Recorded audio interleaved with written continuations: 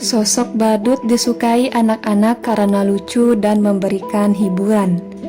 Namun tidak dengan badut yang akan dibahas pada video kali ini. Badut ini menjadi teror orang-orang karena kejahatan sadis yang dilakukannya. Adalah seorang John Wayne Gacy.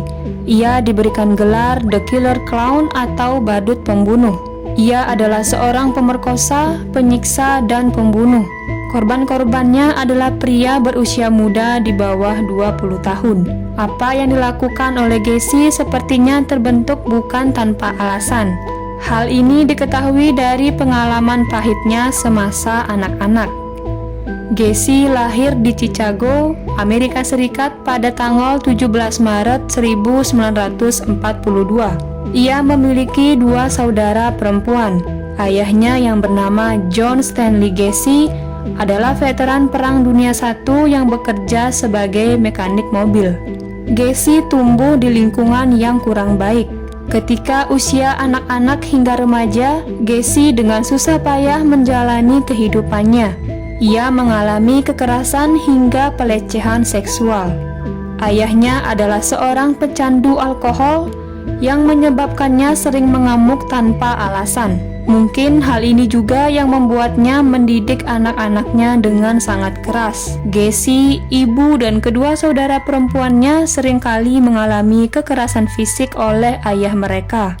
Gacy pernah dipukul oleh ayahnya dengan sabuk celana karena membuat kekacauan di bengkel. Gacy juga pernah dicambuk dengan sabuk penajam pisau cukur karena dituduh melecehkan anak perempuan tetangga. Bahkan Gacy pernah dihajar dengan menggunakan sapu hingga ia pingsan. Suatu ketika Gacy pernah mencuri sebuah mainan truk dari toko tetangga. Ayahnya pun tahu, lalu kembali menghajar anaknya dengan sabuk celana. Beberapa kali kekerasan yang dialami oleh Gacy berhasil dihentikan oleh ibunya. Sejak saat itu pula, Gacy disebut sebagai anak mami, bahkan banci. Siksaan secara mental juga datang melalui ujaran-ujaran negatif atau bisa disebut sebagai tindakan bullying. Gacy dianggap sebagai anak bodoh dibandingkan dengan dua saudara perempuannya. Mirisnya, Gacy juga menjadi korban pelecehan seksual oleh seorang anggota keluarga temannya. Namun pengalaman ini ia rahasiakan dari orang tuanya karena takut akan dimarahi oleh ayahnya. Pada pertengahan 1960-an, hidupnya mulai stabil. Ia tinggal di Waterloo sambil menangani beberapa restoran cepat saji. Kemudian ia menikah muda dan mempunyai anak. Semasa hidupnya, Gacy diketahui 2 kali menikah dan memiliki 2 orang anak. Namun di balik kestabilan hidupnya, Gacy mempunyai sisi lain. Dia adalah pecandu narkoba. Di ruang bawah tanah rumahnya, dia kerap mengajak pekerja restoran untuk minum-minum. Di sana juga Gacy menggoda mereka. Di titik ini terlihat bahwa orientasi seksual Gacy adalah gay atau biseksual. Di sana pula Gacy melanggar batas.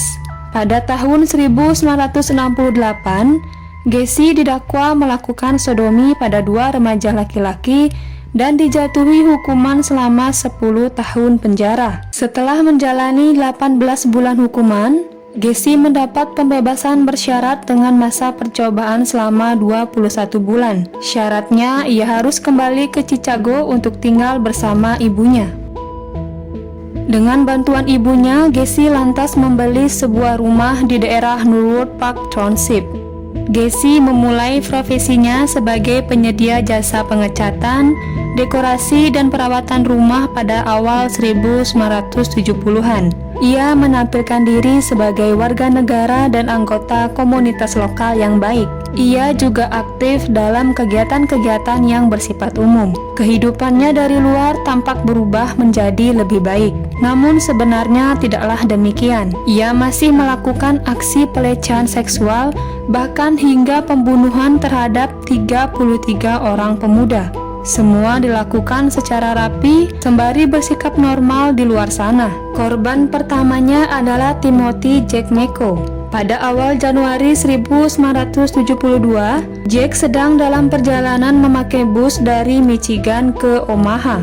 Ketika berhenti di terminal, ia diajak Gacy keliling Chicago. Saat itu, Jack tidak menolak ataupun menaruh rasa curiga.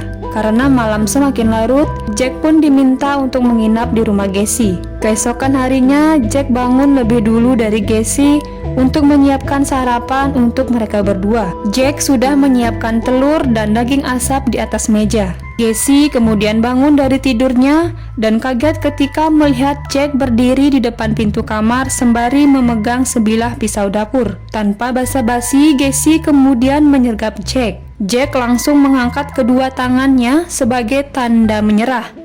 Pisau yang digenggam oleh Jack tanpa sengaja mengiris lengan tangan Gacy. Keduanya bergumul di lantai, saling menendang hingga akhirnya Gacy merebut pisau dan menusukkannya berkali-kali ke dada Jack. Jack pun tewas seketika. Kemudian Gacy mengubur mayat Jack di ruang bawah tanah dan ditutup dengan selapis beton. Sebenarnya, Jack bermaksud untuk membangunkan Gacy untuk sarapan. Namun tanpa sadar, Jack masih menggenggam sebuah pisau. Sedangkan Gacy yang baru bangun menganggap Jack akan menyerangnya. Tahun 1976 hingga tahun 1978 adalah periode Gacy melakukan mayoritas aksi pembunuhannya. Ada korban yang berprofesi sebagai pekerja di restoran cepat saji yang ia kelola. Ada pula pemuda asing yang polos dan terjebak oleh sikap ramah Gacy. Bahkan Gacy juga tak segan menculik paksa korban menggunakan obat bius. Namun mengapa Gacy bisa disebut sebagai badut pembunuh atau The Killer Clown? Jadi pada tahun 1975 Gacy bergabung dengan Jolly Joker. Jolly Joker adalah sebuah klub badut lokal yang anggotanya tampil rutin dalam acara-acara penggalangan dana atau parade menghibur pasien anak-anak di rumah sakit. Gacy lalu merancang kostum dan merias mukanya sendiri. Namun jika badut-badut lain mengaplikasikan cat merah dalam bentuk bundar di sekeliling bibirnya, Gacy membuat kedua sudutnya meruncing ke atas. Hasilnya raut muka Gacy seperti selalu tertawa. Persis seperti Joker. Pogo the Clown atau Peaches the Clown, itulah nama karakter badut Gacy. Gacy memang terlihat lucu dan menghibur dalam topeng badutnya. Tetapi di balik karakter badut yang selalu tersenyum itu, Gacy menyimpan niat aksi sadisnya. Dari sekian pembunuhan yang dilakukannya, polisi baru menerima laporan dan melakukan penyelidikan saat menerima laporan atas hilangnya Robert Jerome Peace, seorang pemuda berusia 15 tahun dan juga seorang pekerja paruh waktu di restoran yang dikelola oleh Gacy. Sebelum kematiannya, Robert izin keluar sebentar kepada ibunya untuk menemui seorang kontraktor yang disebut bernama Gacy yang akan menjanjikannya sebuah pekerjaan. Namun jelas Robert tak akan pernah kembali. Ibunya pun panik dan melaporkan anaknya yang hilang kepada polisi. Polisi mendapat keterangan soal pertemuan Gacy dan Robert dari pemilik apotek tempat mereka berdua bertemu. Gacy pun diperiksa. Pada awalnya Gacy berkali-kali mengelak terlibat atas hilangnya Robert. Penggeledahan di rumah Gacy pun dilakukan. Polisi menemukan barang-barang mencurigakan. Ada baju-baju yang terlalu kecil untuk ukuran Gacy, buku soal homoseksualitas dan pedofilia, kartu-kartu SIM, borgol, alat suntik hingga pistol. Dari penemuan itu, Gacy masuk pengawasan sejumlah detektif. Gacy pun berupaya untuk merebut hati para detektif dengan mengajak mereka untuk makan-makan, minum-minum, sembari menegaskan bahwa dirinya tidak tahu apa-apa akan hilangnya Robert. Pada akhirnya, proses penyelidikan yang panjang membuat Gacy kelelahan. Setelah berbagai temuan baru yang kian mengaitkan dirinya pada kasus hilangnya Robert dan kasus hilangnya belasan pemuda lainnya, Gacy akhirnya mengaku bersalah. Ia menyatakan telah melakukan penculikan dan pembantaian terhadap lebih dari 30 orang. Tim polisi bersenjata lengkap disertai tim forensik segera meluncur ke rumah Gacy di Northwood Park Township. Pada saat itu, ruang bawah tanah di rumah Gacy agak kebanjiran air, tetapi mereka tidak kesulitan untuk menggali tanah hingga akhirnya menemukan potongan-potongan daging busuk dan tulang lengan manusia. Ternyata selain di ruang bawah tanah, mayat-mayat lain juga dibuang ke sungai termasuk mayat Robert. Usia rata-rata korban antara 14 hingga 19 tahun. Totalnya ada sebanyak 33 orang, namun yang bisa diidentifikasi hanya 27 orang.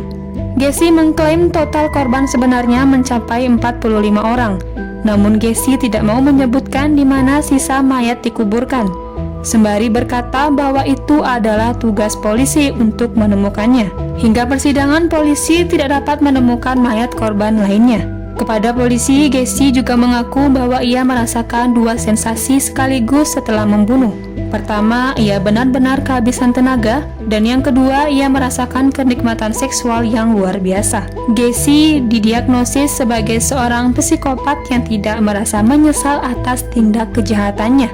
Dengan sombong, ia berkata kepada pengacara bahwa hukuman mati tidak akan mengembalikan nyawa para korban. Pada 13 Maret 1980, ia didakwa hukuman mati dan menanti 14 tahun sebelum disuntik mati di Stateville Correctional Center di Illinois pada 10 Mei 1994. Pada hari itu, ribuan orang berkumpul di luar gedung menjelang jam eksekusi mati Gacy. Mayoritas orang mendukung pelaksanaan eksekusi itu, namun sebagian kecil ada yang menolak hukuman mati tersebut.